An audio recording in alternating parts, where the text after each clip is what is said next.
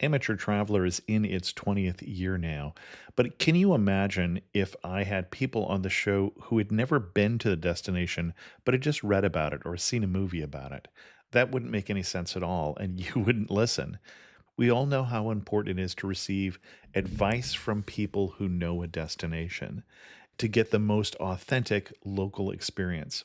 And a great option for experiencing this is Explore Worldwide and their authentic small group adventures, led by local tour leaders, perfect for solo travelers who want to meet like minded people with a desire for adventure. I'm often an independent traveler, but two of my last three trips were with small group tours because they organize everything and it's a lot easier. If you want to recreate the tour I did to Malta, they have a Malta and Gozo Discovery Tour. I'm intrigued by one of their tours called A Taste of Sicily. The company again is Explore Worldwide, and visit exploreworldwide.com to learn more. And thanks to Explore Worldwide for sponsoring this episode of Amateur Traveler. The nights are long, the days are short, and the weather is chilly to downright cold, depending on where you are. It's a good time to slip into a Quince iconic Mongolian cashmere sweaters, which start at only $50. You can treat yourself to everyday luxury at an affordable price with Quince. If you really want to dive into luxury, you can check out their leather handbags, washable silk shirts, and European linen sheet sets. Whatever you're looking for at Quince, all the prices are 50 to 80% less than similar brands, and they do that by partnering directly with top factories and cutting out the middleman. They only work with factories that use safe, ethical, and responsible manufacturing processes. And of course, they use premium fabrics and finishes for that luxury feel in every piece. But you've already heard me rave about my Quince travel pants. Treat yourself this winter without the luxury price tag. Go to quince.com/traveler for 365-day returns plus free shipping on your order. That's QUINCE.com/traveler to get free shipping and 365-day returns. Quince.com/traveler. And thanks to Quince for sponsoring this episode of Amateur Traveler. Got my bags packed, I'm on a roll. I'm heading out there and I'm ready to go. Looking real good in my passport photo. Oh, no. Amateur Traveler, episode 583. Today, the Amateur Traveler talks about Native American culture, petroglyphs, atomic bombs, hot air balloons, and most of all, we answer the question, red or green, as we go to Albuquerque, New Mexico. Welcome to the Amateur Traveler. I'm your host, Chris Christensen. Just back from India with 7 of you. Should have been 8, but that's a longer story. We'll talk a little more about India after this episode, but first, let's talk about Albuquerque. No guest today on Amateur Traveler, but instead I want to tell you about a recent trip I did to Albuquerque, New Mexico. This was my first trip to New Mexico. It is my 49th state, so it was a big deal. I was working with the Visit Albuquerque Tourism Board and with their PR agency, Turner PR, and they pitched me coming to Albuquerque. We've been talking about it actually for a couple of years now. And when we were trying to nail down dates, they actually mentioned 5 different festivals that happen in Albuquerque that they thought I might be interested in. One was the National Fiery Foods and Barbecue Show, and we'll talk more about food in Albuquerque, but actually that sounded like a lot of fun. And the Southwest Chocolate and Coffee Fest, both of those are in March. That also sounds like fun. Chocolate for me, coffee for my wife Joan, who was coming with me. And then the Gathering of the Nations Powwow event, and this was in April, and this is an event that celebrates the culture of Native Americans. I think I would also enjoy that, but I had just been to the Adaka Festival in Yukon, which is a fairly similar festival, although I think the Powwow is a bigger deal event, larger scale. A flamenco festival, which I thought was interesting, that was in June. But really, once I got to the 5th one, the Albuquerque International Balloon Festival, which is 9 days in October, the conversation was over because that has literally been on my bucket list since I wrote a bucket list, 5 years ago or so for Amateur Traveler. And so we went there in October. and we went there for a few days during the balloon festival. So let's talk about the Balloon Fiesta. First of all, the Albuquerque International Balloon Fiesta draws 850,000 visitors over the 9 days that it happens. It doubles the population of the city. The surprising thing to me is when I was looking at hotel rooms, there were still hotel rooms available, and they really may have gone up in price, but Albuquerque is not an expensive destination to begin with, so it wasn't that bad. And even the entrance for the festival, I think it's $10 entrance and a $15 parking, is really not bad at all. It does start very early in the morning. We went on a Thursday and on a Saturday, and we stayed at the Nativo Lodge, which is about 2 exits south of the festival grounds on I-25. In the first day, we needed to be there at 5 a.m. because we were trying to get on a balloon ride. Now, that's fairly difficult to do, and we were able to do it because I was there as press. If you want to do a balloon ride during the Balloon Festival, you need to plan a little earlier than we did. You need to start planning in January, because basically Rainbow Riders is the only outfit that is able to do balloon rides at the festival and charge for them. If you know somebody who has a balloon, you can ride in it, or if you know somebody who has a company that has a balloon, maybe you can talk your way onto it. But if you want to just show up and get a ride, then you need to book it with Rainbow Riders. It's going to be roughly $395 a person, or that's what they were charging this year. And they book in January and they fill up within a week.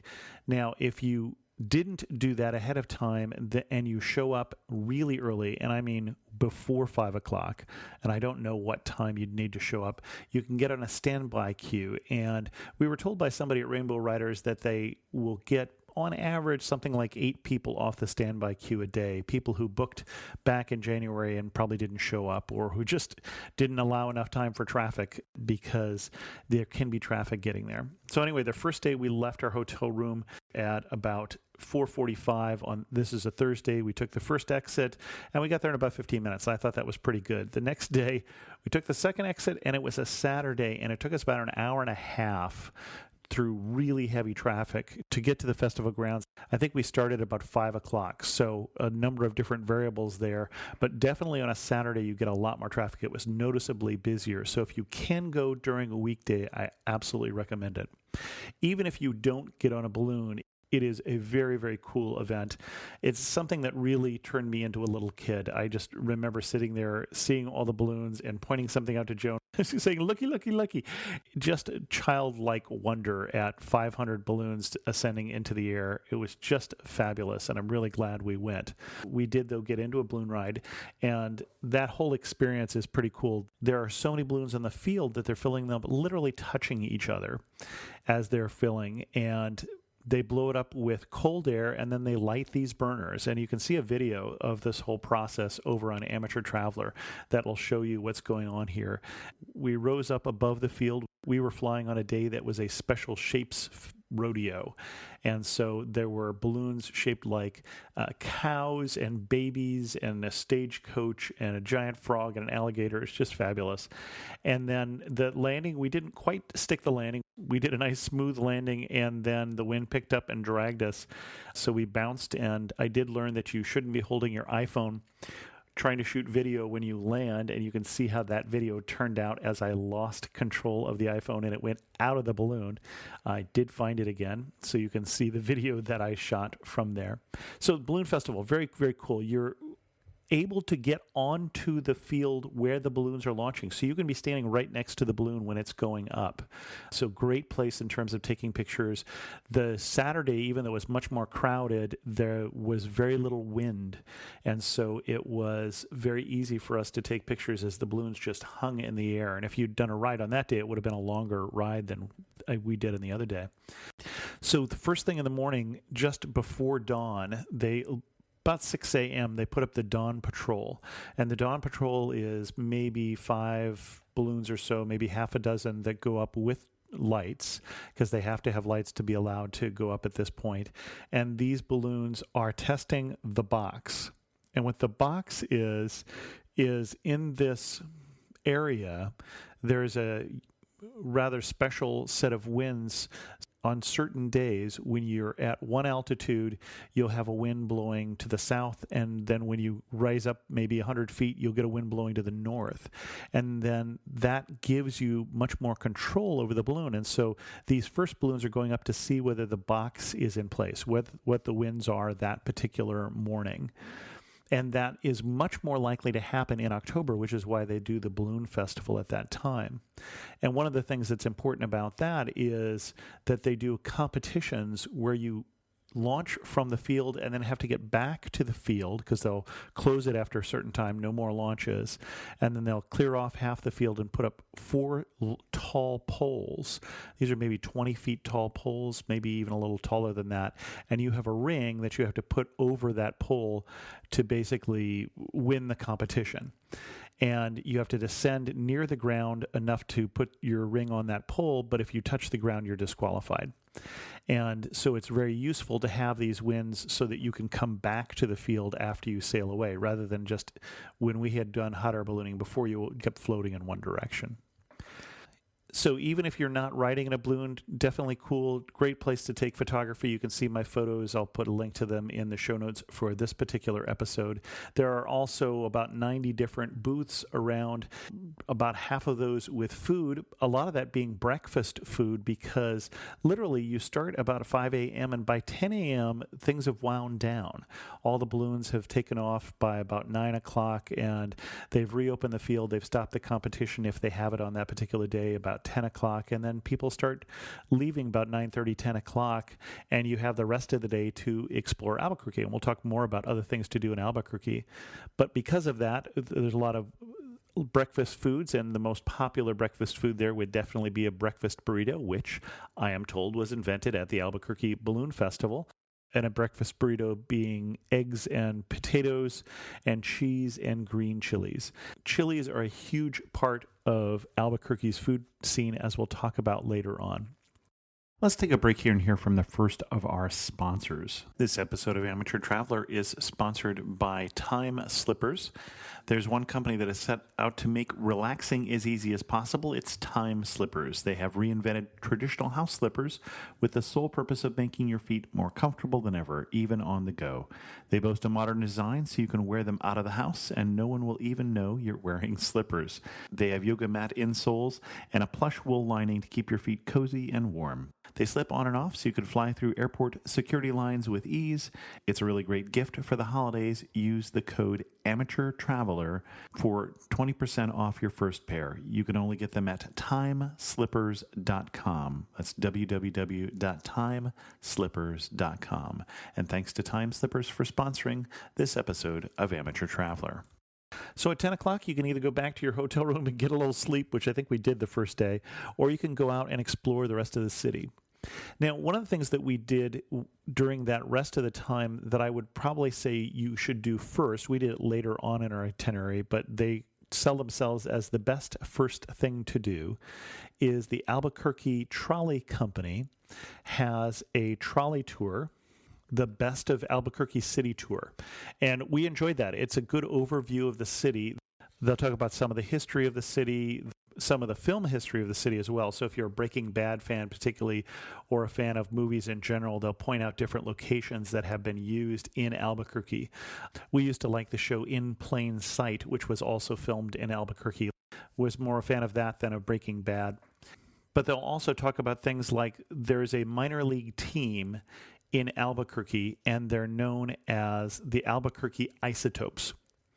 And you would think that they were named after the fact that there is a lot of nuclear science, a lot of nuclear engineering that has happened in and near Albuquerque, including the development of the atomic bomb and the Sandia labs and things like that.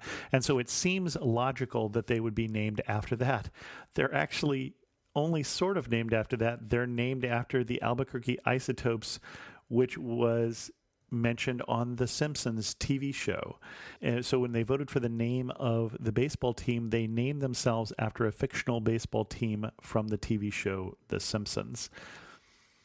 So I thought that was fun. We weren't there during the Isotopes season, which would be spring and summer, but that would be fun to take in a baseball game. But we learned about that fact along with lots of other facts and places to go to eat that were suggested on the Albuquerque Trolley Company tour. That leaves from Old Town and leaves from the Old Town Hotel, as I recall. But you have to get tickets ahead of time. So book the tickets for that in advance. Old Town itself is a nice place to go, especially if you're looking for food or for shopping.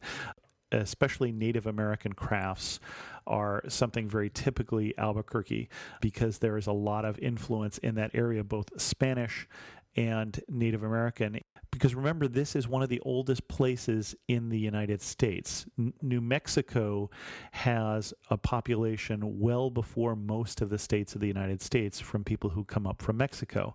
And then also the Native American people. Two of the oldest cities continually occupied in the United States are the Taos Pueblo and the Acoma Pueblo, both in New Mexico. Acoma being about 66 miles to the west of Albuquerque.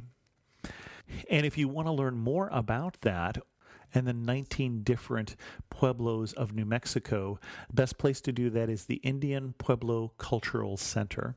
And the Indian Pueblo Cultural Center, you certainly do not have to be Native American or have any connection at all.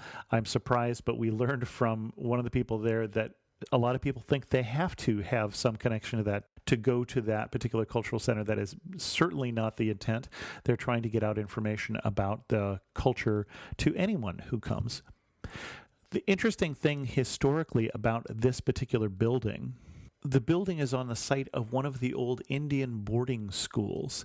And the Indian boarding schools is a now controversial thing where basically they were trying to enculturate the Native Americans of New Mexico, and they were taking the kids and sending them away to boarding school where they would be taught in English and where they wouldn't learn a lot of things about their culture.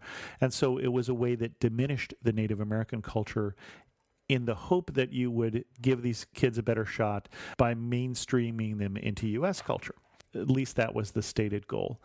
And that site is now this site that celebrates and remembers the Native American culture. I would say the main exhibit for the museum probably only takes about an hour to go through, but there's also some temporary exhibits. This can take a little more time. And also, depending on when you're there, there can be dances going on in the inner courtyard, and the day we were there were also a number of craftspeople selling their crafts also in that interior courtyard. There's also a store there as well as a cafe, which I'll talk about in a little bit. And the store there would always be open, would always have quite a lot of crafts. And they make sure that whatever crafts you see at the cultural center are crafts of the indigenous people of New Mexico and not crafts from the indigenous people of China, say, for instance. So very interesting. Even if you just spend some time talking to the craftspeople and such, it's going to take you a little more time there than just seeing the museum. If you go during the Balloon Festival, they have a larger number of dances and other programs going on because they know they'll get more visitors during those weeks. If you're going at some other time, then check the schedule on their website for what different cultural events are going on.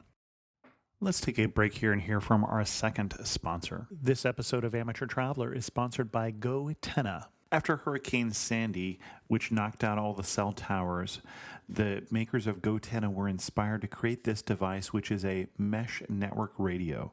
You connect this device to your cell phone, for instance, and you can connect to other people who have a device like this, whether or not there are cell towers or power or whatever. And not only can you connect to other devices, but you can connect through them to devices still further away. And if you're interested in GoTenna, you can go to gotenna.com, GOTENNA.com. Check the show notes for the links and save $25 by using the code AmateurTraveler25. Thanks to GoTenna for sponsoring this podcast. There is also, but I didn't get a chance to get there on this time, a cultural center for the Mexican heritage or the Hispanic heritage. And that's the National Hispanic Cultural Center. And they, again, host a number of different cultural programs over the course of a year, about 70 different music, dance, theater, film, and things going on. So check their events and performing arts schedule as well. We were also told on the Albuquerque Trolley Tour that their cafe, you can get a great milkshake either in a kid's version or an adult version that has some alcohol in it. Two of the things that we added on to our itinerary that were not there originally, but we heard about them while we were there, we got an Albuquerque museum card that let us get into a number of different museums. And one of the things that was on that card that caught our attention is there is the National Museum of Nuclear Science and History in Albuquerque, which, as a nerd, that was something that I particularly enjoyed seeing. We went out and spent some time there. We spent probably an hour. I could have spent more time. We rushed it a little bit as we did so many things on this trip. And that particular museum spent a lot of time talking about, for instance, the history of the atomic bomb and the history of atomic power and all the things that went into that, and talked about the testing, for instance, of the first plutonium bomb, which happened nearby in the New Mexican desert, the Gadget, as they called it. There's a replica of that in the back of the building. Behind the back of the building, there's an actual B-52 bomber. There's a B-29 Superfortress of the type that dropped the first atomic bomb, several other planes and missiles there in the back. In the interior, replicas of what the atomic bomb looked like, as well as talking about the whole effects of the nuclear age and the Cold War and espionage and such that led to the Russians getting the bomb, as well as a section that explains some of the science behind nuclear power at a kids level, a kids center that talks about that, and also a section that talks about nuclear power in U.S. culture. For instance, there's a replica there of the time machine, the DeLorean from Back to the Future. And then they don't shy away from some of the nuclear accidents, for instance, at 3 Mile Island or Chernobyl, and they talk in detail about what's going on, what happened there, and what's still happening in those places like in Chernobyl. And then they talk about the alternatives to nuclear power and other things that are going on in the labs in the Albuquerque area, like looking for alternative renewable energy and things like that. But a great museum. I thought it was very well presented, and some of the docents were nuclear engineers or nuclear scientists, and so quite knowledgeable. So that's something we would recommend. Going back to the Native American history, the other thing that we pulled an audible and decided to do that we really enjoyed was we went out to the Petroglyph National Monument, which is just outside of town. And you could probably spend more time than we did. We went over to one particular site, which is the Piedras Marcadas Canyon. And in that particular spot, you can go for a walk. Just walking out of a subdivision in suburbia, you're suddenly walking among one of the ancient dormant volcanoes just outside of Albuquerque. And on the lava rock there, you can find these petroglyphs. And I don't know what they mean. We did not do a guided tour, and I'm not sure how much we know what they mean. Some of them just looked very simple drawings. It could have been Kilroy was here, but they were drawings from Native American people. They were hundreds of years old, and just fascinating to see. They're just out there, and you just walk out into this area and see them all over the place. Definitely something that was very cool to do. I would love to get back and do a guided tour, though, with one of the rangers and learn more about what was going on there. Again, part of the problem with a press trip is you try and do in 3 days what really should take you about 6 days. One of the other places we went, and one of the places where we really did rush in order to make room for those other two things, was the biopark. The Albuquerque Biopark has 3 different parts, and we only went to one of them. So we went to the Albuquerque Zoo. There's also a aquarium, and then there's also a botanical gardens, and all of those are part of one biopark, 3 separate entrances, although there is a train, a narrow gauge railroad that runs in between the different parks. We were hoping to get from one to the other because we had tickets for all of that, but you have to buy that train ticket at the park entrance. So we were at the zoo. You had to buy it at the zoo entrance. We went back where the train left from, but they don't sell tickets there, so we kind of screwed that up. So that's something you need to know. The zoo is undergoing a lot of construction right now, so I think it would probably be better to do it in 2018. Our visit was in October 2017, when they're going to open up things like there's a new polar bear exhibit or whatever, but there was a lot of things under construction. Also, we went there during the heat of the day, and I would say if you're going to do Albuquerque, remember you're out in a high desert area, higher elevation than Denver, for instance, so a mile up or so. If you're going to go to those 3 places, and I think you could probably spend all day going to those 3 destinations, the biopark, if you went to all 3. I would probably do the zoo in the morning or later in the afternoon and save the aquarium for the heat of the day, just in part because the animals are less active when you're there during the heat of the day. They had gorillas, they had Tasmanian devils, and I think we were told that they're only one of 3 zoos in the United States that have Tasmanian devils. An interesting animal, and of course endangered in the wild right now because of some diseases that are ravaging that population. And I thought the zoo did a great job of explaining some of those things, especially at a level that kids could understand. Didn't get to the aquarium, heard good things, and again, didn't get to botanical gardens either. There's also a beach in Albuquerque, or at least what used to be a beach, and now it is a lake where you can go fishing. And that's Tingley Beach. It's just a few minutes from downtown Albuquerque near the Rio Grande River. The Rio Grande does run through Albuquerque. It used to be a swimming area years ago, but now it's just available for fishing, and that is out near the biopark as well. And we learned about that, as with so many things on the trolley tour. One of the funny things about Old Town is while we were going through Old Town on the trolley tour, they were talking about the charter for the city. So they needed to meet certain requirements to get a charter back from the Spanish government when Albuquerque was incorporated. And you had to have a certain number of settlers, and you had to have a certain number of churches and all these things. And they said, oh, yeah, we've got that. And later on, when the next round of officials came, they found out that they had just lied about all that. That it was much smaller and really wasn't qualified to have a charter. So when they talk about how old the city is and they talk about it being incorporated and getting its charter, yeah, they cheated a little bit there. Albuquerque is also on the old Route 66. Used to go through Albuquerque. Well, it still does, but it used to be a bigger thing before the building of the interstates. It used to be the first cross-country highway in the United States, and not a big highway. It went through all the towns instead of bypassing them like the interstate does. One quirky thing about Albuquerque, and Albuquerque gets a little quirky, is that they changed the route for Route 66 at one point, and it was all politics, because the route went through Santa Fe, not because it was the most direct route, but because somebody who was a Santa Fe politician wanted to make sure it did. And so when they cut that off, they changed the route of 66. And so now they have marked in Albuquerque where the old route of 66 was going through the city. At one point, when they changed the route, the highway crosses the old version. So it's one of the only places in the U.S. where Route 66 crosses, or at least did at one point cross Route 66. Can't talk about Albuquerque without talking about food.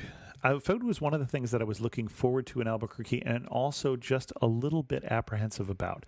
I like spicy food. You may or may not like spicy food, but Albuquerque is absolutely known for it. We were told that the number one question you are asked in Albuquerque, especially in a restaurant, is red or green. And they mean, do you want red or green chilies, or do you want red or green salsa with your meal? And almost anything, I think, can be served with salsa. And depending on the time of year and depending on the chilies, it gets hotter or not as hot, because it just depends on the chilies, and the chilies will be hotter at some times of the year. And I can't tell you anything that will guide you at that. The most requested thing in a restaurant is on the side, getting your chilies on the side, because you're not sure whether they're going to be too hot for you. And that's quite acceptable. They understand that. You can order red, green, or if you want both, you can order Christmas. We ate mostly in fancier restaurants, although I did stop at the Taco Cabana right by the Nativo Lodge. I didn't think they were going to let me check in since I didn't bring anything for them. A very popular place with locals, especially late at night, because it is open, I think, 24/7. But not fancy food by any means. Probably the oldest restaurant we went to is El Pinto. El Pinto has been around for years. It was out in the middle of nowhere when it was built with only 10 tables. It's now the largest restaurant in the Southwest. And I'm not necessarily impressed by largest, because I've been to some large restaurants that weren't good, but I really liked the El Pinto. It's known for its red chili ribs, and you got to like spicy, because you can't get the spice on the side for the red chili ribs. But I thought they were very good. And El Pinto means the spot. And it is definitely a place to go now. They do a lot of special events and weddings and things like that. They've got so many different dining rooms there. They have about 500 employees. The odd thing about that is 224 of them are chickens. They actually have their own chickens to lay eggs for the restaurant because they were using so many eggs. They have the only animal welfare approved laying chickens on restaurant property, at least in New Mexico. That may be in the U.S. They have pasture-raised eggs. They also have a worm culture farm on the property. So they take their scraps and give it to the worms, and then they use that as fertilizer on the chili fields for the chilies that they buy. They use things like real blue corn chips. So if the blue corn chips don't look quite as lustrous as some, it's because they don't have fake colors in them. They use Celtic sea salt and all sorts of special things here. They have their own organic greens grown in a greenhouse in the back. It's quite the operation. They have their own salsa bottling plant and make up to 25,000 jars of salsa a day, some of which are sold outside the Albuquerque area. But the food was good. You're not in a huge restaurant. You're in a smaller dining area. We ate outside on the patio. Real fun. I really enjoyed El Pinto. I think you will as well. I had the carne arrabada, which is pork marinated in red chili, and that was wonderful.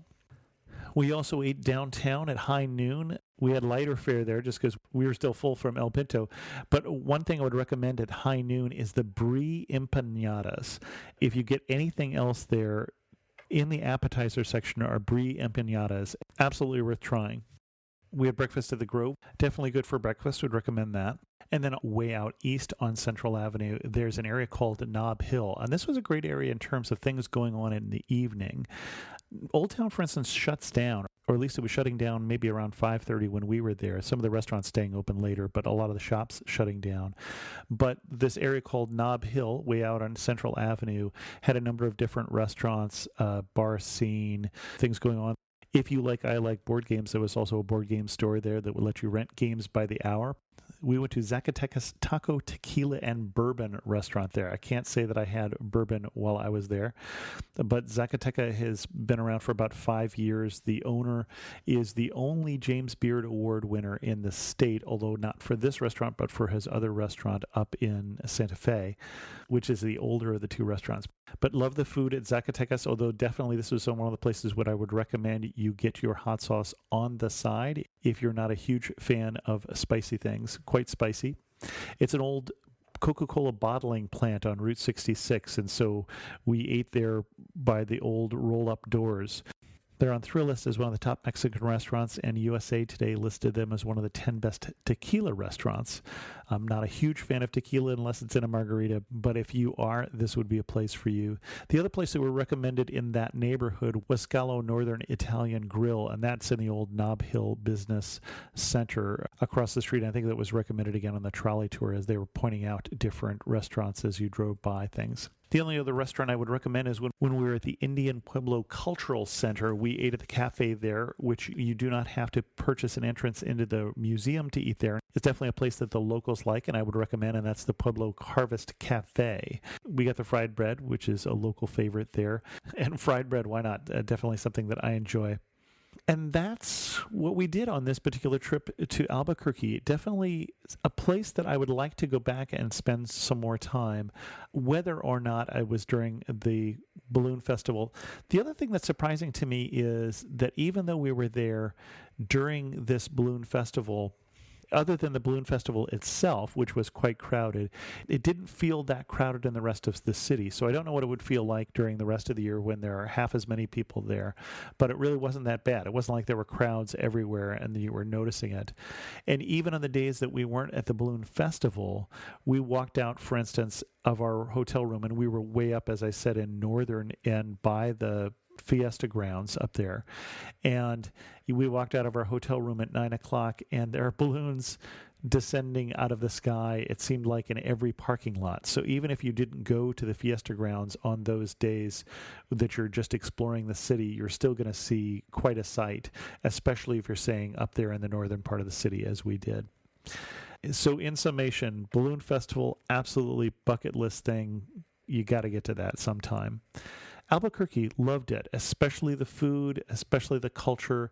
It's one of those places, because of its rich heritage, both its Hispanic heritage through Mexico and Spain, and because of its Native American heritage, feels more foreign than other U.S. cities, feels more interesting and rich in terms of its culture. And you definitely notice that in the food if you notice that in nothing else.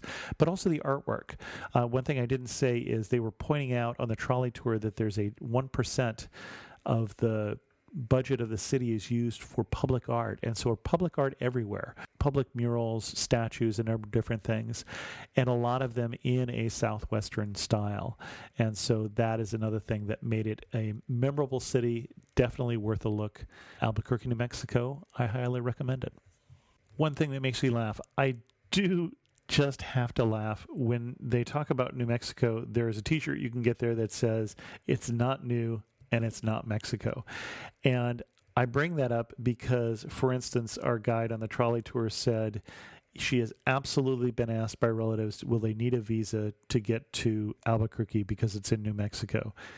It is amazing to me the number of people who don't get the fact that New Mexico is not Mexico. People in the government, people who are senators in New Mexico have these stories of how they are told that because they live outside the U.S., they need some form or other. So it just makes me laugh how many people confuse New Mexico with Mexico. And if I was standing in the most beautiful spot in Albuquerque, I'd be standing in the Fiesta grounds and looking up at a sky full of balloons.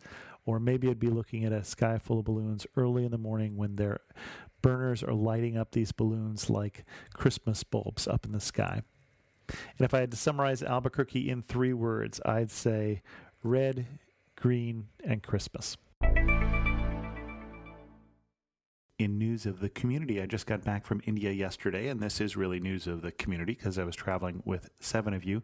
And I mentioned it should have been 8. The nightmare scenario I have with trips is that I get the time wrong on a ticket, and somebody did it for this one. Always double check the time on your tickets and the date because I've screwed that up before. But we had a great time. You'll be hearing more about it on the show, I hope, coming up a couple weeks in the future, and then probably also some blog posts as I get up the energy to do it. But quite a big trip to India, quite a memorable trip, especially I would say Taj Mahal as expected, and Varanasi, which was an area that I didn't know nearly as much about and was probably the more interesting one in terms of culture shock and things going on, and we'll talk about that more later. With that, we're going to end this episode of Amateur Traveler. If you have any questions, send an email to host@amateurtraveler.com or leave a comment on the Facebook community, facebook.com/Amateur Traveler. If you're interested in the next 2 trips for Amateur Traveler, we're planning those out to Central Europe and to Peru in 2018 and 2019. Go to amateurtraveler.com/trips to hear more. And thanks so much for listening. Got to